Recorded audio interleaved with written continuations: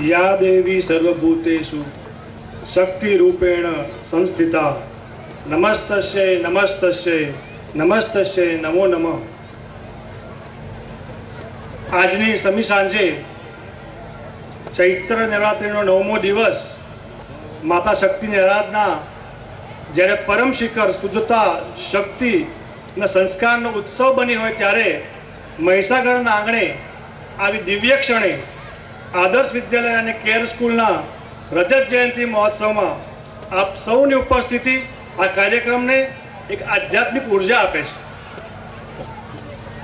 આજના મુખ્ય અતિથિ શ્રી ગુજરાતી સાહિત્યના ગૌરવ, શબ્દોના શિલ્પકાર, વિચારોના વિદ્વાન અને આપ સૌના હૃદયોને સ્પર્શી જાય એવા વક્તા પદ્મશ્રી ડૉક્ટર જગદીશ ત્રિવેદી સાહેબને આવકારતા હું ગૌરવની લાગણી અનુભવું છું।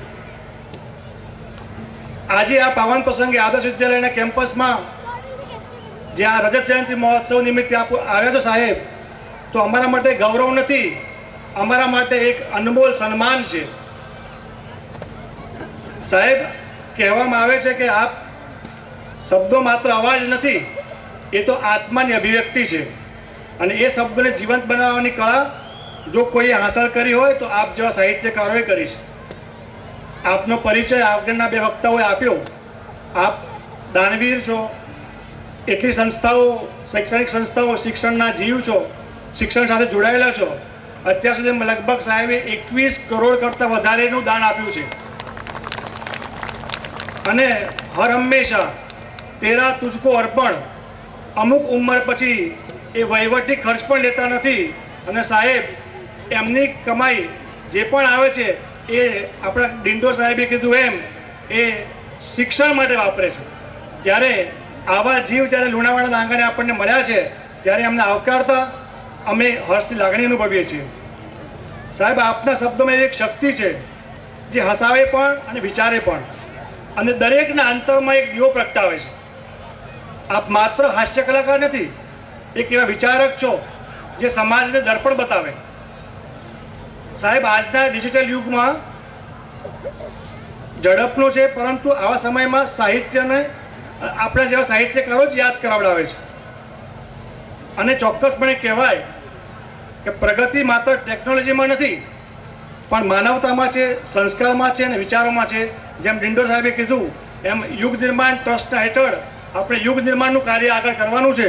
ત્યારે હું એક ડૉક્ટર તરીકે ચોક્કસ અનુભવું છું કે દવાઓ તો શરીરને સાજું કરે મિત્રો, પરંતુ શબ્દો આત્માને સ્પર્શે અને એવા જ શબ્દોના સ્વામી ડૉક્ટર જગદીશ ત્રિવેદી સાહેબને આપણે આવકારીએ છીએ। સાહેબ, આદર્શ વિદ્યાલયના 25 વર્ષના પ્રવાસમાં અમે માત્ર વિદ્યાર્થીઓને ભણાવ્યા નથી પણ તેમને ઘડવાનો પ્રયત્ન કર્યો છે।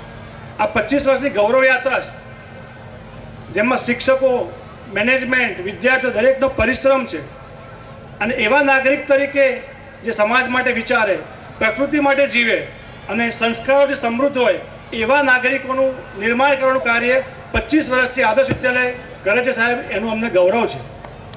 સાહેબ, આપની હાજરી અમારા માટે એક પ્રેરણાનો સ્ત્રોત છે। આપના શબ્દો અમારા આજે દરેક વિદ્યાર્થીના મનમાં એક નવી દિશા, નવી ઉર્જા અને એક નવી ચેતના જગાવશે અને એ અમને પૂરેપૂરો વિશ્વાસ છે। હું આ મંચ પરથી પ્રાર્થના કરું છું સાહેબ કે આપના શબ્દો અમારા સૌના જીવનના સ્પર્શે અને એક દીપરૂપી જ્યોતિ પ્રગટાવે અને આગળ અમે યુગ નિર્માણનું કાર્ય સારી રીતે કરી શકીએ। આ સાથે જ આપનું આગમન આ મહોત્સવને ઉજવણી નહીં પરંતુ એક પ્રેરણાયાત્રા બનાવે એ જ સાથે હું આપને આ મંચ પર આવકારું છું। Please give a big applause for Padmashri doctor Jagdish Trivedi સાહેબ।